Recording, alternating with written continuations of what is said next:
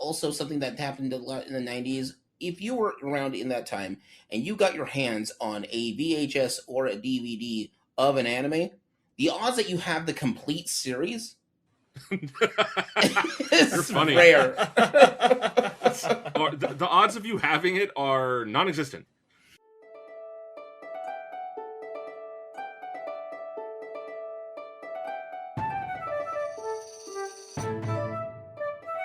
Just a reminder, this is a spoiler-heavy podcast. Different series that require a spoiler warning will be in the description. Hi, everybody, and welcome to another episode of Gaming Theater Podcast. On today's episode, we're going to talk about the Irresponsible Captain Tylor anime. Now, before we get started, I've got a couple guests with me who is going to help examine the Irresponsible Captain Tylor with me. So I have a few guests with me who is going to help me out with this episode. Now, first, my name is Leo. I'm also known as the Geek Scorpio, and I'll be your host this evening. And over to my left is going to be... Hi everyone, my name's Ben. I go by L Penguin on Gaming Theaters Presents. I'm a real-life gym leader inspiring others through fandoms and fitness. And today I am the irresponsible L Penguin because I almost finished the first season. All right. And over to their right is going to be... Greetings, I am Brandon, also known as Tomato Man for Gaming Theater. I do a lot of video stuff, and I am the even more irresponsible captain because I am only halfway through the first season, and I did it all today. We studied up for this one.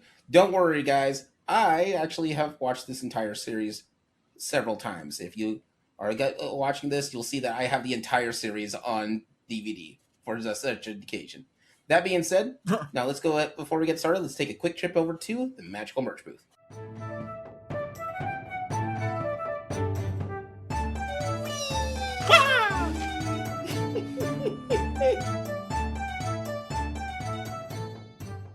So here we are in the Magical Merch booth, and today's Magical Merch booth is going to be brought to you by the thing that started this whole episode. To get a better explanation of what happened, let me pass it on to the Tomato Man.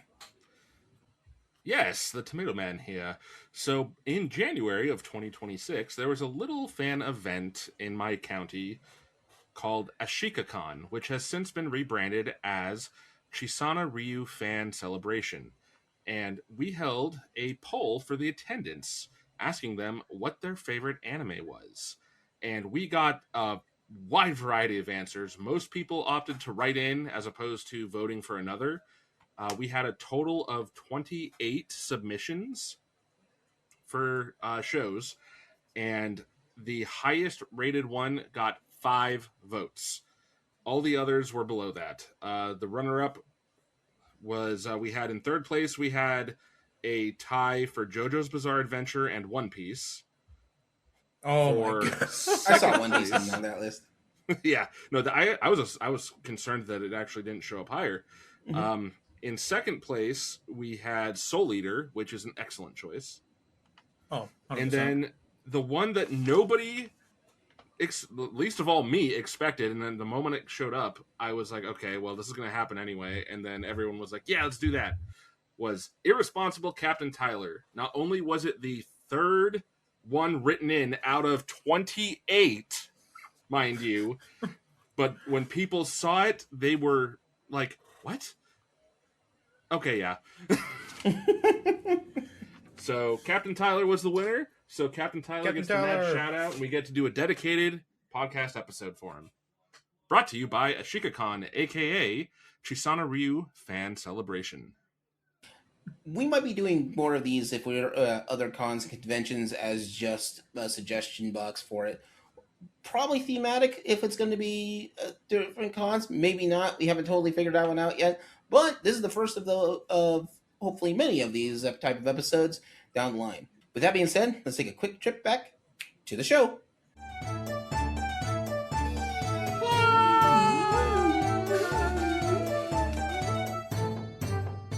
So here we are on today's episode. Now, what we're talking about is a little anime known as the Irresponsible Captain Tylor. So, for those who don't know, the Irresponsible Captain Tylor kind of came out in this weird time in the mid to late 90s? No, early 90s. 1993. 93, yeah. The anime, was 93. Surprisingly, one of the earliest animes to be converted into a DVD, which is one of the reasons why it ended up getting kind of popular. And then, especially in the 90s, something that tends to not happen nearly as much, and anybody who lived in the 90s understands this. So, dubbing for anime isn't as off as common as it is now. Like now, a new anime comes up, that thing gets dubbed within like almost a week or so from when the episode gets made. Yeah, they do simuldubs pretty frequently comparatively now, or they'll even produce the whole show and then dub it in multiple languages all at once and release it together. Right. This, like, Captain Tyler is actually one of those, like you said, Leo, came out in a very interesting time for anime because it not only did it release on VHS dubbed in America on top of being released on DVD later, but it's one of the few that actually got a localized version of the opening track. The opening song was redone in English for the English release. The only other one in that era, or not the only other one, but the other one in that era that really comes up to me is Yu Yu Hakusho did that in the late 90s. They had an English version of the opening. Sailor Moon also got their own unique version. And I'm not talking like Dragon Ball Z where you got something totally different that's absolutely amazing. Like Chala versus Rock the Dragon. Dude, Rock the Dragon forever. And then also We Got a Power. I love that track, man. It's my favorite opening for Dragon Ball Z specifically. But no, I mean, these were the opening songs redone in English. So I thought that was kind of cool. I mean, you don't see that really anywhere from like 2000s until about 2020 again, where you had like the Digimon 2020 had a English opening, I think written by Christina V, who is also a voice actress in a lot of shows. But it's a really cool thing when you see that happen. Yeah, it doesn't happen very often for that one. Now, that's not necessarily at fault for the studios. Sometimes, and this is a language barrier, or the thing, a song doesn't always translate properly when you get to another language. So a lot of times it's just easier to record another track, put it in there, like what they did with Dragon Ball Z, than it is to just use the original track for it. Sometimes it's just to localize it, really. That it's not.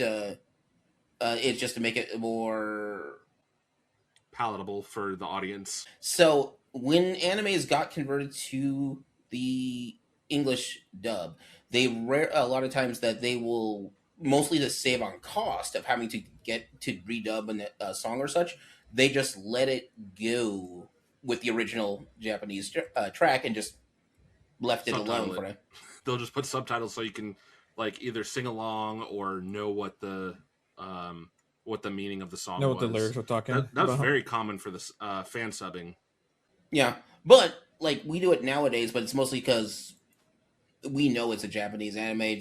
We'll just listen to whatever track it is. The fun one of that is Teen Titans, which has two, which is from the same artist, one in English and one in Japanese, and they'll just put it in different episodes for the fun of it. But anyway, so the Irresponsible Captain Tylor started originally as a series of light novels. And surprisingly, they've got the light novels themselves have gone on for a while. I think the first light novel was in the 80s. It was January of 1989, and the most recent light novel release was in 2017. They have been running for 30 years almost. Wow.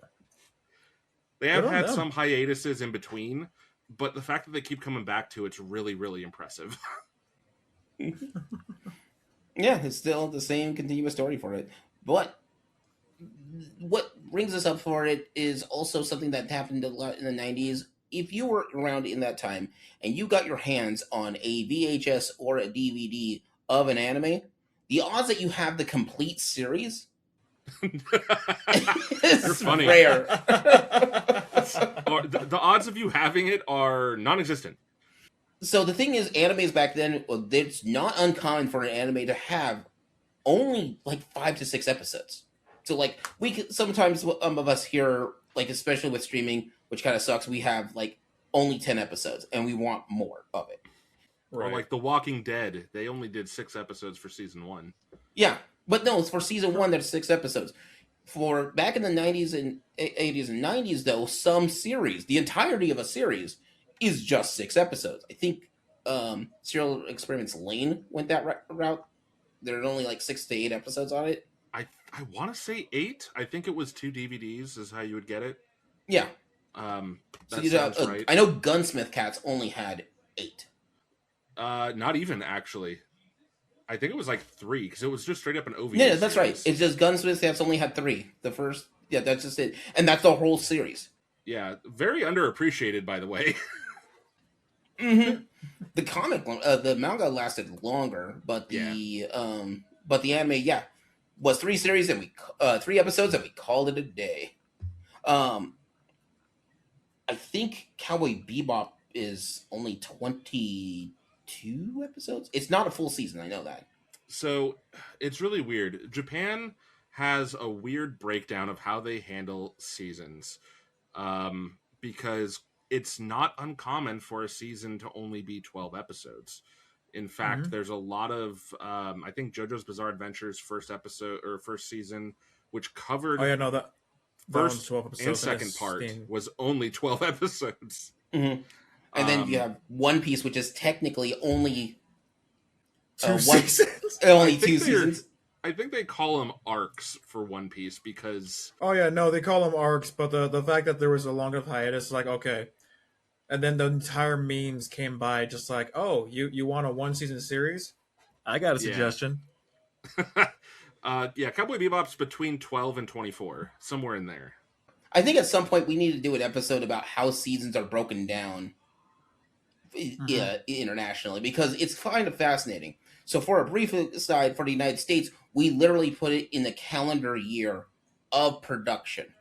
So if let's say a series started in January, it doesn't matter how many episodes are on there until it gets to until it cycles around to that same January, that is considered 1 season. So if you have a series that has 30 episodes, or like for example, Gargoyles was 52 episodes in 1 year. All 52 episodes is considered 1 season. So you end up with the complete series, not season 1. Yeah. Well, no, the complete series is 3 seasons. Okay, yeah, sure. But the first, right, because that ran for longer than a year. Yeah, the thing is, for us, it's chronologically. Yeah. For England, on the other hand, I believe it's when they take they don't call it seasons; they call it series, and it depends on how their breakdown of that series goes. So Doctor Who becomes kind of weird that way, and that's where a lot of examples come in, because Doctor Who has like 12 series of the original run, but it's sort of depending on how their arcs go with that Doctor for it. Yeah, a lot of Asian countries, their seasons are broken down based on airing time. Mm-hmm. So like, if they only ever aired like so many episodes in 1 year, and then they had a break, well, too bad, that's season 1. And then even if it was only a month apart, if it was aired at the end of the year, and then they came back after their break in the next year, then you've got season 2. That's my understanding of how they handle it is, but I could very easily be wrong. I am not from the eastern side of the planet.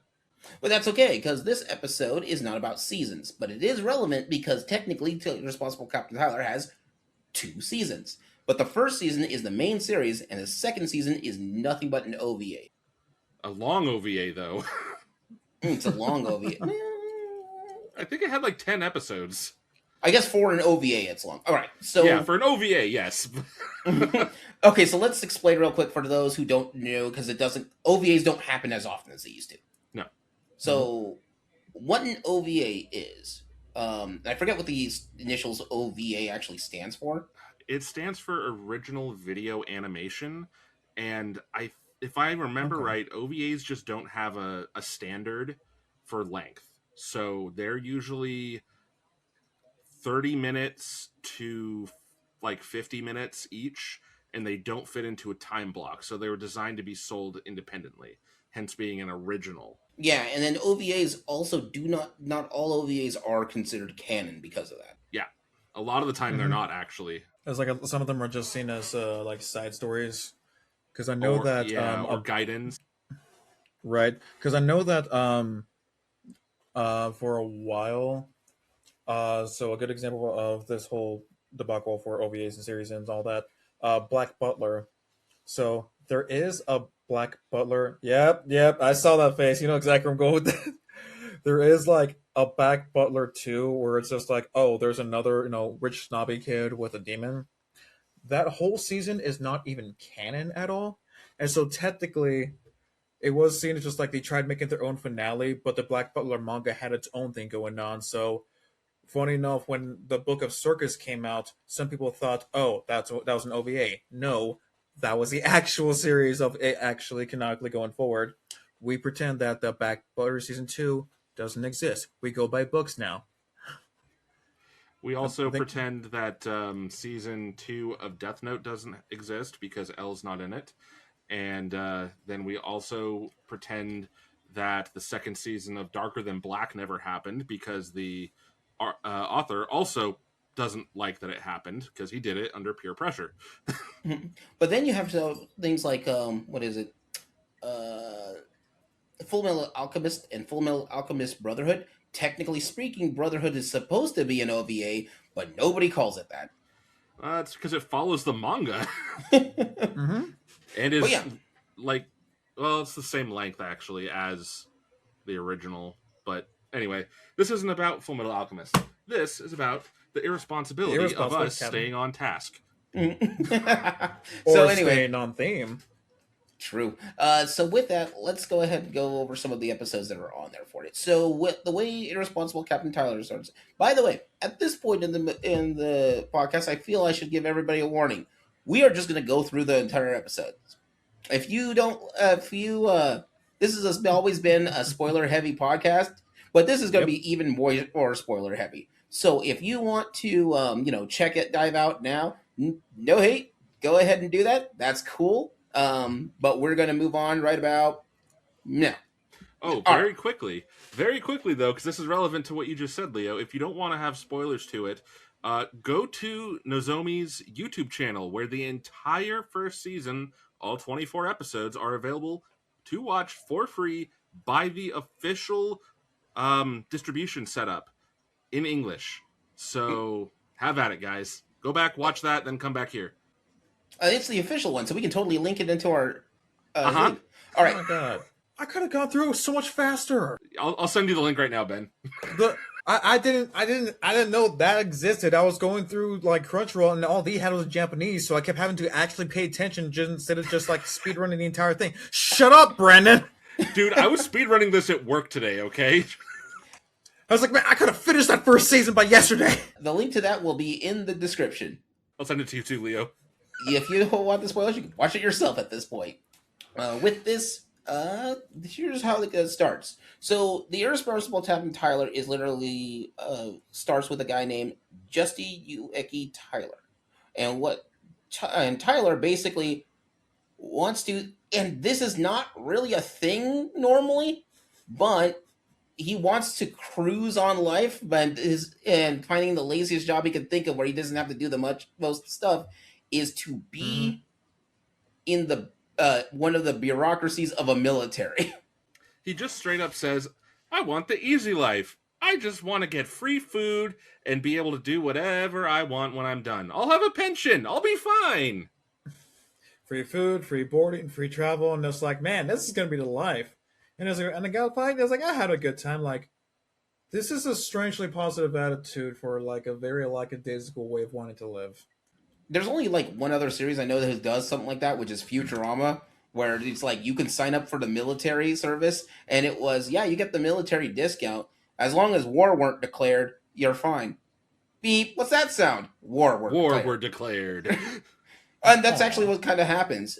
Justy Ueki Tylor has to take an aptitude test to find out what position he would be in the military. And after flirting with the computer system...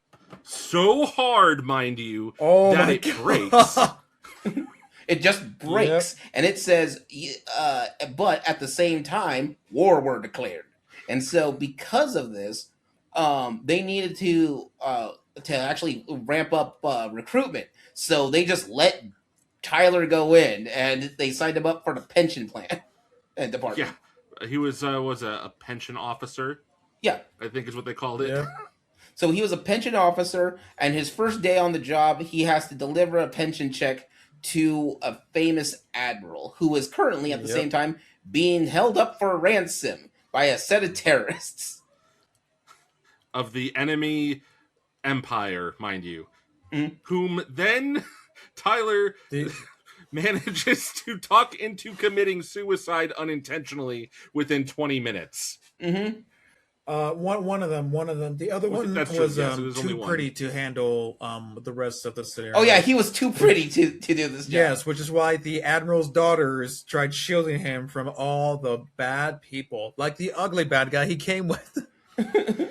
He's too pretty to be in this. You're too ugly to be a bad person. It's like what it ends up being, and they're like, "You're all gonna die with me." And so, since Tyler is there and manages to technically be the person in the middle of this, and he's a military officer because of the fact that he's saved an admiral. They have he's got too many people looking at him, and so because we needed more clout, we're going to promote him to being a captain of the ship. We'll just put it in the worst ship that we've got. And that's how he fast-tracked his way to captain. You know who else fast-tracked their way for the captain? Captain Kirk, but he did a lot more stuff to get there. I don't know, man. I mean, Tyler had a rough day. I mean, he gave also back a gun to the guy who was aiming it at him. Right. Well, it dropped it. He just wanted to be nice. It's like, hey, bud, Well, when people drop things, you hand them back to them. Yeah, it's just a nice gesture. Roger Wilco from the Space Quest series. Roger Wilco also sped run his way to captain, but he had to save the galaxy twice. Look, he's the ultimate janitor. So what the moral of that story is, if you want to fast track your way to be a starship captain, there's ways to do it. How you get there kind of varies. I think the shortest description, I already told you this one, Leo, for this show is to just say this is the inverse of the movie Idiocracy set in space. Like, instead of one normal guy and the rest of the world are idiots and the normal guy's in charge, it's one idiot, everyone else is normal, and the idiot's in charge. Mm-hmm. So they put him on the Soyokaze, and the Soyokaze is the name of their ship, which is literally looks like a spaceship version of an old boat. Like it's in their. Is this a spaceship design? Nah, we just put it on top of a boat and like glued it together. And I believe at some point you really start realizing that, and they all admitted that yes, this is the ship where the people that they have no hope for, kind of the worst, we're essentially the reject ship. Mm-hmm. We're the dumping grounds of everybody else in the military. So something I want to bring up, because it's actually kind of smart, is that from this ship you understand how the structure of their ship combat is. So it's broken down into three parts, basically. Your support staff, your command or naval officers for that, and your Marines that are there for landing parties for it. This is still the worst of the worst, but they're the worst of they're not like actually bad as in at their job. They're just the worst because they aren't productive in their job, really. If it's not what they want to do, then they don't give a shit. Mm-hmm. Yeah, you have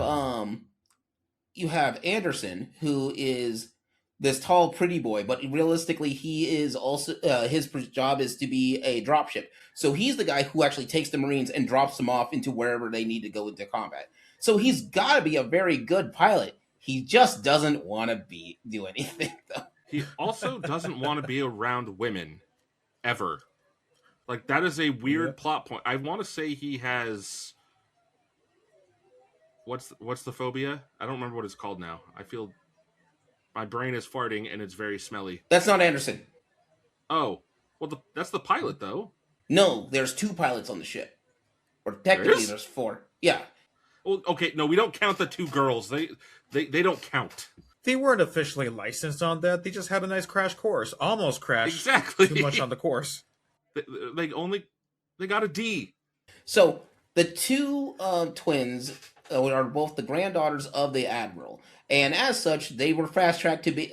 They wanted to join up, but since this would bring, but since they're part of the admiral's lineage, they don't. The higher ups don't want them to get hurt, so they throw them on the Sayakaze because the odds that they'll actually be injured is very very low. The odds that they'll see combat is extremely low, and they put him in the job for piloting as a cadet, so they don't technically have their own planes, so they can't actually fly. The Soyuz, remember, this is a space battle, so you should have a bunch of pilots like a carrier ship. They have 3. Yep. They have one of those 4 qualified. in total. Yeah, 2. Oh, you know what? You're right. I forgot Anderson. He's the guy that actually pilots the cruiser. But then you have the one star pilot, right? So you have 3 pilots in there. Anderson. I'm trying to remember the name of the other guy. I need to give you a second. There's the guy in the orange jumpsuit. He's the one fighter pilot. Yeah, he's the one fighter pilot, and the thing about him is that he has problems. He has a phobia of women. He's the one that's. Apparently, he is an ace pilot, but he is an ace pilot. I'm trying to remember his name, but the problem is that because of his fear of women, he can't get up the ranks on it because he can't talk to his superior officers. So messed up. But then there's the one dude that's in a blue jacket or a blue coat, and he's got blonde hair, and he's the pilot of their cruiser. Yeah, he's the pilot of their cruiser. Yeah. I'm trying to remember his name, but he's it turns out he's a monk, and he's a pacifist. So he purposely wanted to be on the Soyakaze so he would also not see combat. Then you have, that's it, First Lieutenant KB Anderson. So the thing is that he is like 6'2". He's one of the tallest members of the Soyakaze. He's 6'2", 6'3". He's one of the tallest, and he's the big buff, and he's fairly buff and burly. But unlike his Marine counterpart, who has scars and a mohawk, Anderson's like very clean cut. But he's the dropship pilot, so his job is to fly the Marines into combat. So he's still technically a Marine. Yeah, he's a Marine, but he's also a dropship pilot. That's his role on it. Okay, that's why I wasn't recognizing. Yeah, no, he's got the red hair and the khaki duster. Yeah, that's right. He's the one with the red hair, the khaki duster for that one. There is also Yuriko Star, who is the youngest person. I don't know if she's not the youngest person, but she's the youngest officer that they have on the ship. That sounds right. She got into Soyakaze because it's kind of this thing that does happen, and you'll see this a lot in sports sometimes. You take somebody who's really skilled, and you put them in a lousy team so they look better by comparison. I mean, from my watching, she literally says that she requested to be on it. Mm-hmm. She requested to be on it because if she can get this ship into ship shape, it will fast track her through the military. Yeah. Mm-hmm. She did it for the personal challenge of it. It was like, you know what? I can make these chumps into champs. Like that's quite an order when you know who you're bringing into the whole thing. She really does it because she wants to beat the hell out of Tylor, because it's like and she feels like it's her fault that he ended up as a captain. It's like, this guy's an idiot, and he's in charge of people. This is my fault. Oh my god. But if I can fix him... But if you fix him, then I can fix him. There's Lieutenant Yamato, which is... By the way, Yamato in Japan has a huge military context for that. It's a military... It's a warship class. It's a warship class called the Yamatos. Oh, okay. Space battleship Yamato. Space battleship Yamato, or Yamato. That's actually why he's named that, is because it's another anime off of it. Mm-hmm. That's a neat little reference. But yeah, So with that though, he is on here as punishment for failing too many times. Specifically, the thing that Tyler was successful at. Yeah, because he was Right. supposed to. So he was in charge of the group that was supposed to deal with the terrorists. But since Tyler dealt with it, Yeah. I mean, they let Tyler become a captain. For Yamato, his job is now to And be Tyler's babysitter. oh my god, I heard you that mispronounce was the word honestly. bitch.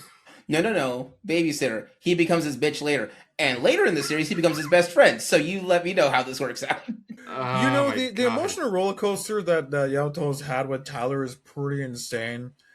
Because honestly, I was still waiting for an episode of just seeing him like actively trying to kill Tyler at some point, just so he could be promoted by default. There's He's not the enough one that people tried killing trying Tyler. to do that. It was like other people He were, has thought about but it though. oh my god! But the fact that at some point, like I think one of the most recent episodes even left on was him about to literally. I think they all got captured, and he was about to like hang himself. It's like I'm gonna go to where Captain is. I can't keep going on the ship without you. Like, bro, come on, man. You hated him like 2 months ago.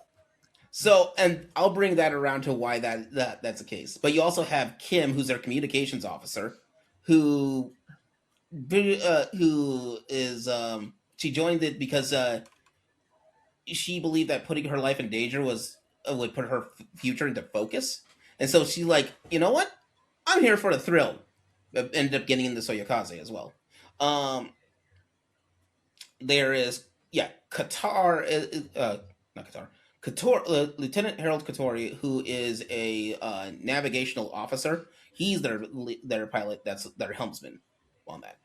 Um, and sometimes your helmsman is your navigator. Sometimes they're not. It just sort of depends on which case you're going with. He's their Um, George Takai. yeah.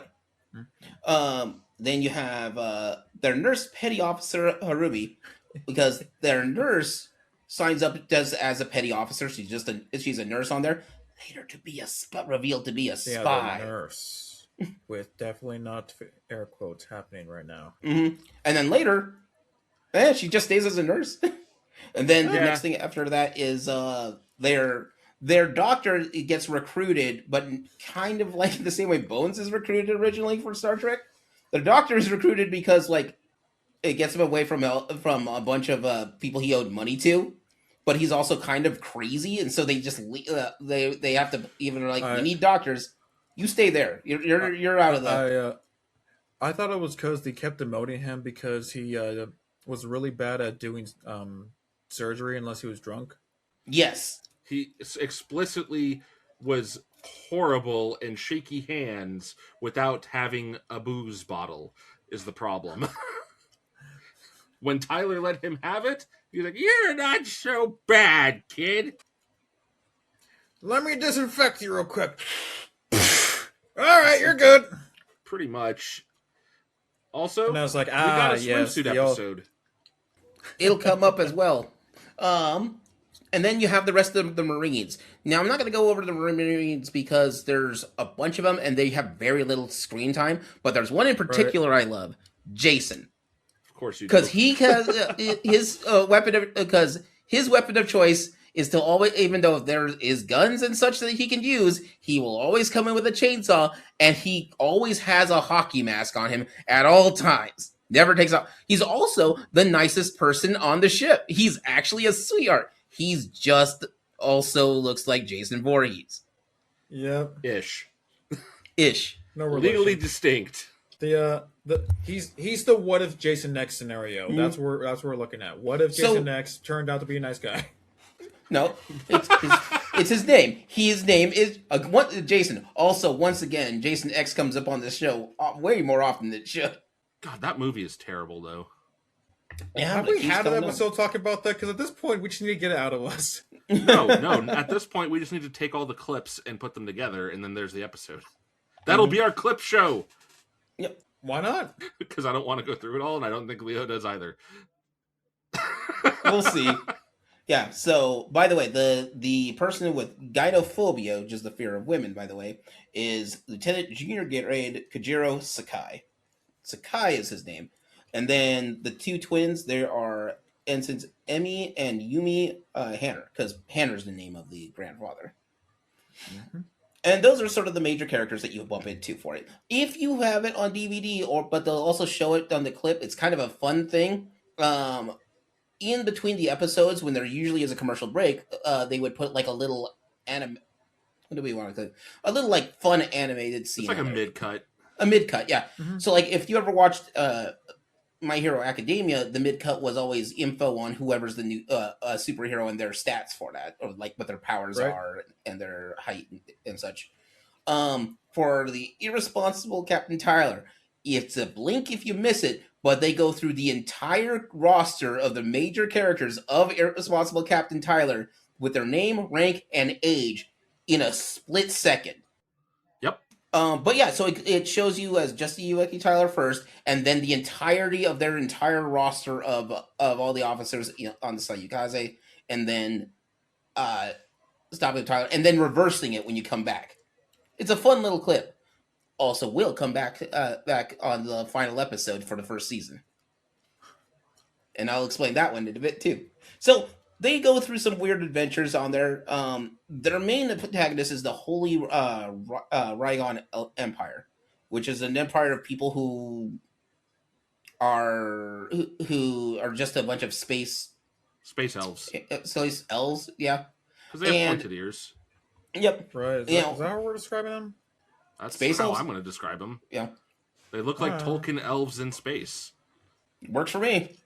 But with that, they have their own captains and their own office. For the big important one is like it has to deal with Queen Azalin Goza, and Queen Azalin is the youngest person to become queen, and this is what starts their whole war in the first place. Her father passes away, and due to some of the instances that happen with her father, they start a war with Earth. Meanwhile, she doesn't want to be at war, but she's stuck in this position for herself, and she doesn't know how to get out of it. But all their other officers are starting to go through normal battles, and then there's Tylor. Like, the first thing he does as a captain, he's like, hey, you guys do whatever you want. I'm going to go sit on the captain's chair. And they float into space, and they start a war between the Navy officers and the Marines. Then he accidentally blows up 5 enemy ships. Whoops. Yep. But he still dug out the 5 enemy ships.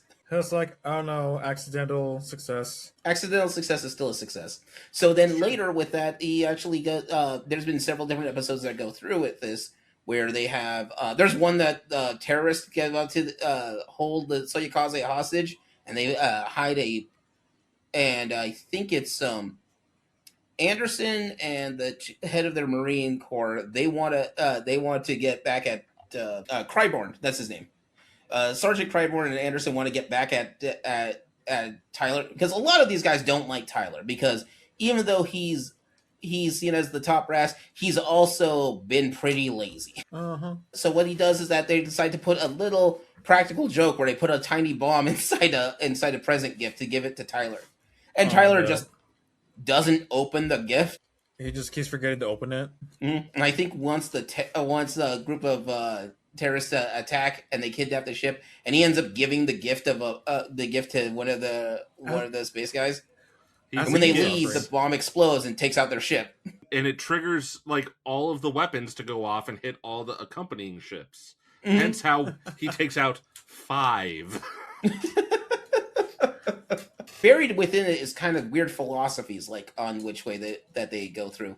There's one episode where Tyler's like realizing that he's not a great captain, but he wants to figure out what would be the best thing that you would need in a battle. And so he goes to like each of his crew members to ask him which ways they go. Like the Marines tell him that you have to be strong, you have to be powerful.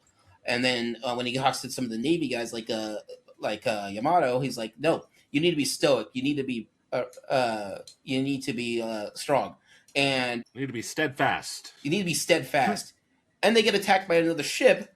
And in their panic, they have a device that lets them travel faster than light, but it only but with no navigation, it only goes really short distances. So Tyler's brilliant thinking is hit the button over and over and over again until he eventually gets caught nearby a solar flare, which takes out another enemy ship. And it's to his detriment that he stops and thinks about it. He goes, honestly, it didn't matter how strong we were going to lose that fight. It didn't matter how stoic we were or how much tactics, we were going to lose that fight. At the end of the day, It's be lucky, I guess.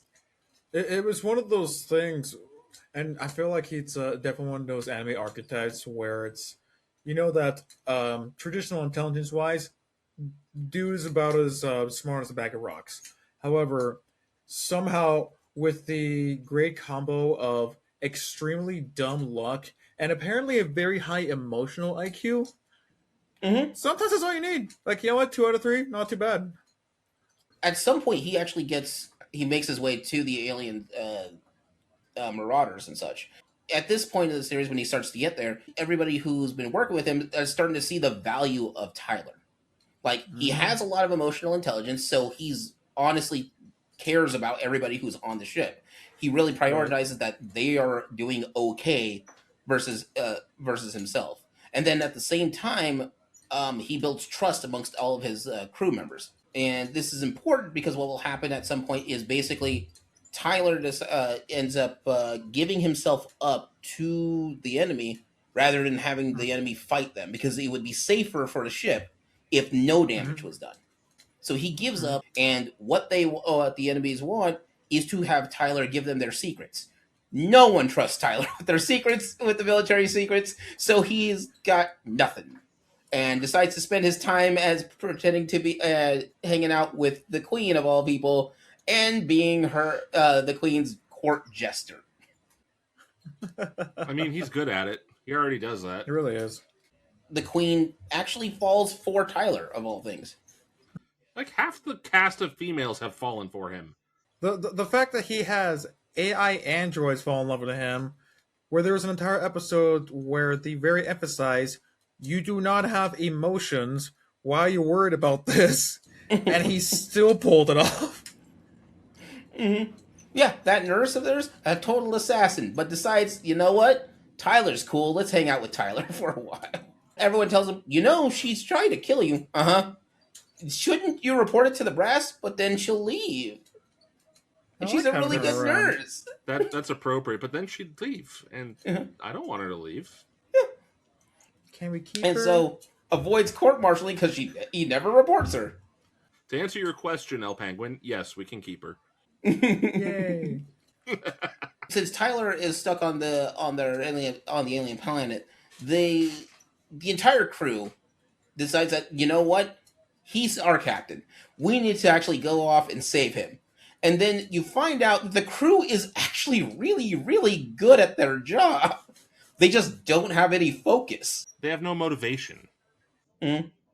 And pretty much for the most part, nobody on that ship before Tylor had any motivation. And Tylor doesn't have motivation. You see, removing Tylor is what happens when the ADHD pills kick in. Oh, hey Ben, where can I get some of those?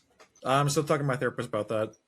Damn. So with that, Tylor, the ship goes off and actually invades the planet, finds Tylor, grabs him, and takes him back. And they're like, in front of the queen, and the queen's like, "Well, what are you guys gonna do here?" Because at the same time, Tylor got sick from basically his body couldn't handle a lot of the food that they were feeding him, and it was poisoning him, and they didn't realize that was a thing. Oh no! And so like, if we try to take Tylor out of here, we're going to need to be careful to take him out, but there's a whole lot of fighting that's going to happen. So the queen and her brilliant idea: go with Tylor and say that now she has been kidnapped by the Space Forces. Oh, cliches. And so, like, she hangs out on the ship. And since Tylor likes her, everyone else likes her, and they start getting along. I mean, to be fair, that is like S tier big brain move.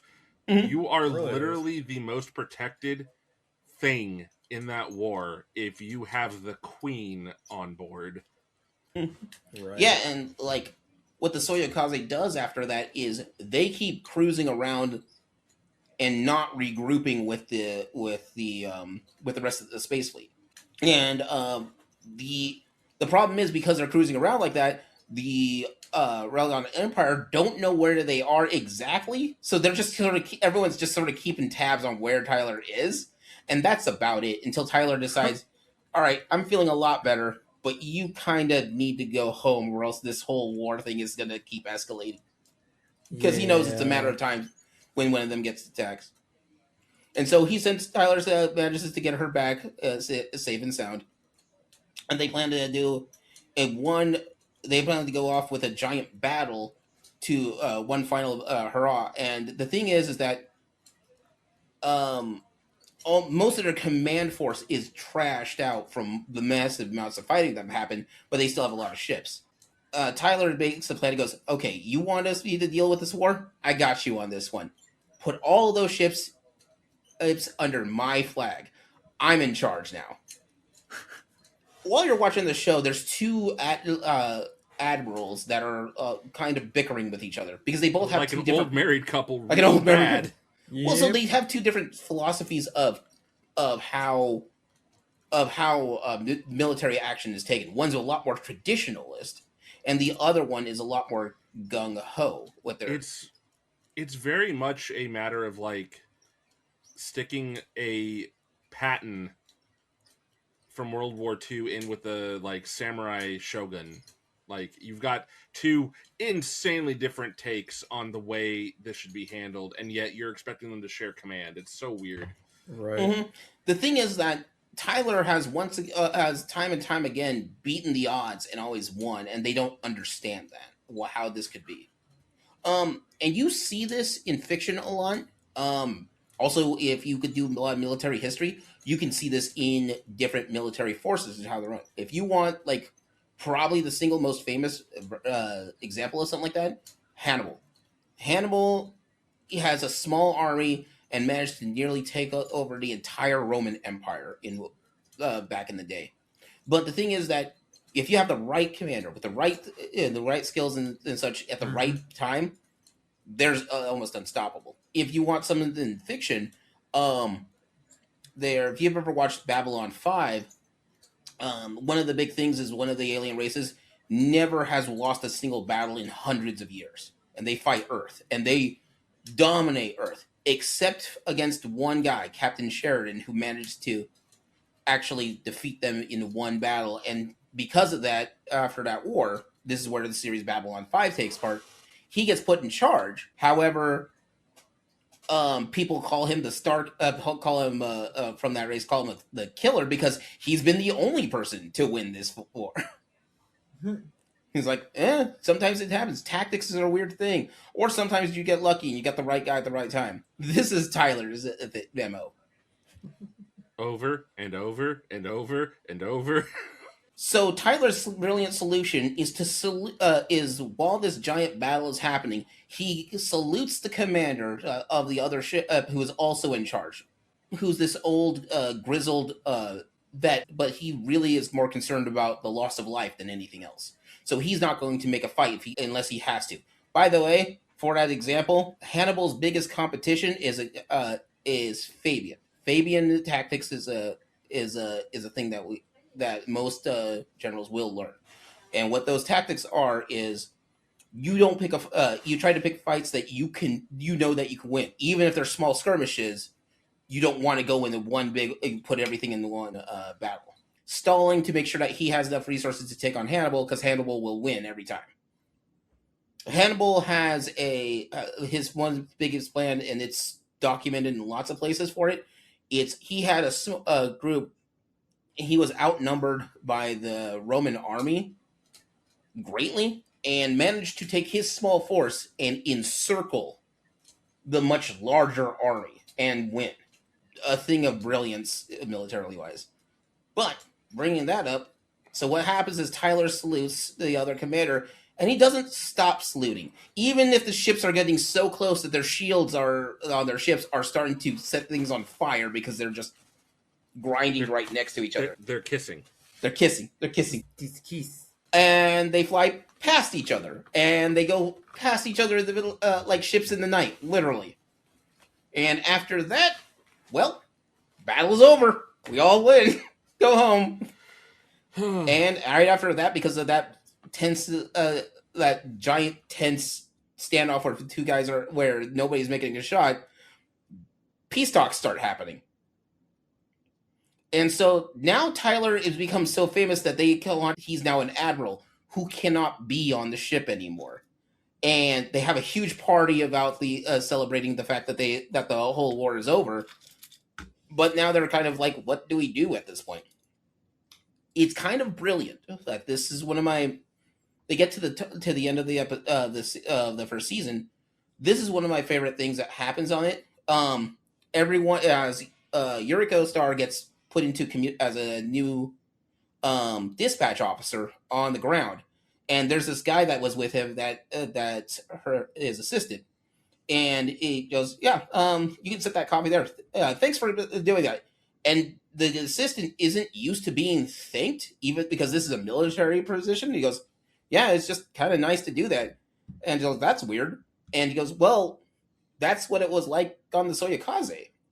Because remember, this ship is now famous for finishing this whole war, and so she describes what was going on, and this guy is in awe that she got to experience all that stuff. So she types up and brings up the roster of the Soyokaze, and that same clip you see at between those show breaks is what she shows that guy, which is the entire crew roster of the Soyokaze.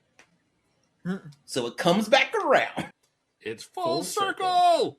So Yamato, for participating in the battle, is now allowed to be captain, and he is going to captain a brand new spanking ship. So the Soyokaze is going to get retired, and that ship that he's going to have is called the Osa. And to do this, he is allowed, for all of his accomplishments, he is now allowed to pick whatever crew that he wants, with two exceptions. He cannot take Yuriko Star, because she's already in a position in the military as the lead dispatcher, and he cannot get Tyler, because Tyler's been off the books for a while, and he's retired from the military. Mostly because Tyler, after the war was over, Tyler goes on basically a walkabout after the party, and they ask him, well, what do we do now? And they goes, do whatever you guys want to do. Oh, you mean like that first early episode? Just like his first command. Aww. Coming around. But he's like, yeah, so you guys can do whatever they want to do. And Yuriko, who's talking to her assistant, at this time, and goes, yeah, he told us to do what we want to do. So we did. And so, like, she wanted to continue her military career, signed up as a dispatch, and Yamato wanted to get his own command ship. And since he's allowed to take any crew that he wants, he invited the entire crew back to his ship. So what you get to see is what everybody decided what they wanted to do at that time all around the world. The Marines, most of them went to Japan and became a fishing crew until until this opportunity came back. Nice. Anderson, because he's in such peak health, he becomes a male model. And they find him in, I think... And of course he did. I think they find him in France as a nude model. That checks out. The guy I follow about Sakai goes to Arizona and just wanders the Arizona desert. Meanwhile, what Yumi and Emmy, the two little girls, what they do is they follow him through the desert. Oh my. And he's like, get away! They step back a little bit, and then they go forward. He goes on an adventure to find himself, and they become stalkers. There's a very sad episode with those two twins because the Admiral passes away, and he's such a big deal that it ends up you get to see the aftermath for it, and they do not take it well, which is one of the reasons why they hang out with him, because he's familiar to them, but it just annoys them. So after that, Haruhi and the doctor, they were working as a veterinary clinic because they're just not allowed to work on people anymore until he gets on the ship he decides to join back in. Their communications officer, Kim, she is also she's a fashion model, and they find her in Milan, and she decides to join in. And this is where you find out that their navigator, their helmsman, is even though he's a pacifist, he's actually a monk, because they find him in a Buddhist near a waterfall near a Buddhist shrine. And so they recruit everyone on the ship. And so he's about to take off when it turns, and he's like, "Yep, I've got everything set up. The ship's engines are all good. The Marines cores are locked and loaded. The engines are great. And now we can just turn our attention to this. Here's your captain." He steps aside, and it turns out the last guy he recruited was Captain Tylor. Oh, jeez. We can't do this without our captain. Well, because it's what he wanted to do was to get Captain Tylor back on the ship. And Tylor, well, this was fun the first time. Let's try it again. They end up during the OSA's inaugural flight, destroying the OSA on trying to get out of dry dock. And their first mission, we got to go pick up Yuriko. Yeah. And so they just plow through the rest of the space station to go get Yuriko. Meanwhile, Yuriko, who's in the middle of her office, is like, "Yeah, I'm logging off. Why? Because I gotta go." What a dysfunctional family. But that's the end of that season. Super fun, super great show. The OVA takes a weird turn of side stories, and it's kind of odd on the way the OVA works, because the first season is a very complete story. The OVA has like questions that pop up, and it's almost like there's a bunch of side stories. There's an episode dedicated to a guy who builds an AI system who only targets weapons, like the Predator. But he used to be a friend of Anderson's, and it turns out this dude was a huge pacifist and just wanted to destroy weapons. And so he would fight everybody in the Marines except for Jason, because he used a chainsaw, which is considered a tool, not a weapon. So it's a weapon to surpass Metal Gear. But again, it felt weird because those side stories are like very odd stories going through. Like, yes, the ship just destroyed like trillions of dollars of equipment, and yeah, well, let's move on, I guess. So that's a really quick, brief recap of the Irresponsible Captain Tylor. There's a bunch of little fun things that are in there. Like, honestly, it's free on YouTube. And give it a shot. Watch the whole series for that. The OVA, you can take or leave it. It doesn't have anything to do with the that's hard. That's a little harsh. It doesn't have much to do with the main story. The entire complete story is that first season. The OVA, if you want to do it, it's fine. I think it's like one of those where like watch it, but take it with a grain of salt. Yeah. It's like season one is season one. The OVA is its own thing. It's its own thing. It's its own thing. And we're just a part of it. So that's sort of the downside with that one. The OVA doesn't hold up as well as the rest of the series, but it's a fun ride. And it's kind of an interesting thing because, especially for a lot of different series of animes and that were around that time, a lot of them were hyper violent, or a lot of them had different combative things, which are all fun, and even Tylor has to deal with it. But Tylor, for the most part, is a pacifist. He doesn't want to fight you, but things happen. He just wants the easy life. He's like a stoner that never actually had to stone. Mm-hmm. He's high on life, baby. Dude, for real though. Final thoughts with this one before I end this series. There is the cool thing about finding out what everybody did after the war. It's done visually. It's very much a show don't tell sort of situation. You will get from the reason why you know where they are on Earth is because they actually put out little signs and things in the background to tell you that of the locations for it. Anderson's has a bunch of like reeds and wine country stuff in an art gallery, which is what makes it you think that he's probably in France. But when the guy, the pilot, happens to be walking around the desert, you see the plateau deserts that they have in Arizona, which is how you figure out where he is. And you see it overhead. You see a different piloting skill stuff happening too. But you get and they're all done to a musical montage, so they don't have time to just tell you what's happening for it, and it's just really, really fun for that.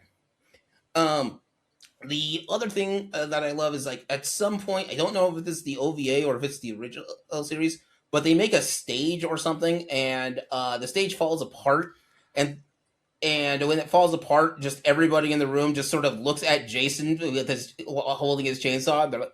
They basically give him a very sitcom, Jason. Yeah, that's the main series. That's season 1. Yeah, that was a beauty contest. Yep. Because like the breaking of the stage, blame on Jason, and getting everyone in bikinis is canon, not an OVA. That is not an OVA. We literally held a beauty show. Why? Because we could. Because they wanted to. Morale. Because everyone was down. Like, there's other space series that are similar to this around this time, or even later. Martian Successor Nadesco is in that same similar vein. But, like, back then, I did watch Martian Successor Nadesco, which is a similar type of show, but they're different in how they handle a lot of different things that are on there. But, like, there's other space anime that are like this that I think are great. Those are the two big things that stick out to me that I didn't already talk about in the episode. Do you guys have any other cool Tylor moments that you want to talk about? Honestly, no. I pretty much got most of that out of the way early on for me. Honestly, same. Like, if anything, just like it's just I mean, Captain Tylor is just one season, so if you ever got some time, like I'm still planning on finishing the entire thing because I'm just enjoying it for the most part. And even through this spoiler-heavy podcast, that doesn't mean it's not worth watching. It's very true because it's still just a run-through. I mean, you're not going to get all, if you factor in for openings and endings, about 20 minutes times 24 or 26 episodes. I mean, on average, every episode is like 20, 22 minutes. It's like what we talked about right here would barely cover 3 episodes. Yeah. In the time it took to listen to this podcast, you would have finished 3 episodes. So what we're saying is, forget this. Watch episode, Captain Tylor, watch the show, and then after watching Captain Tylor, come back, re-listen to the episode, and really reminisce of just like how great it was that we were all together for this moment. Just chuckle that you got to live through a little bit of 1993. But yeah, it's kind of weird to say that, but Tylor, I think, hits this very niche space, this niche kind of version of it, because it feels more like a slice of life. It's a space opera spoof. Really does. And a space opera at the same time. Like, it is just straight up a space opera, but it's spoof of it. It feels like an entire like parody. Yeah. It was like, dude, for some reason, just like every single time I kept like thinking about it, for some reason my mind kept trying to default to Captain Harlock. Just like, no, that show's actually serious. It's Captain Tylor. He's the irresponsible one, not Captain Harlock.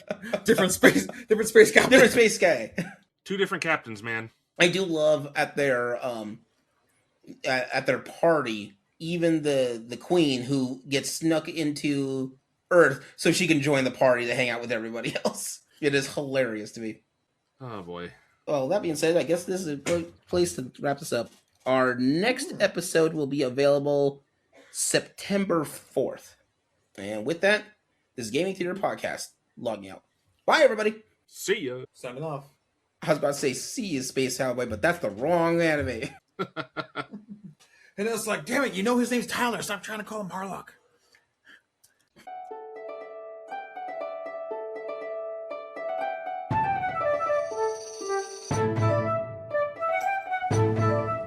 Gaming Theater Podcast is hosted, created, produced, and edited by Leo Garcia, the Geek Scorpio. Our music is A Drinking Game. Stock media provided by Stormwave Audio /Pond5. Our cover art is by Adam Parker. You can find him at ParkerGFX on Twitter. If you want to send us some money to help with these episodes, you can do so at patreon.com/gamingtheaterpresents. Want to send support that doesn't hit your wallet? Please leave a review with wherever you hear your podcasts and share our podcast with your friends. It really helps out. Thank you for listening.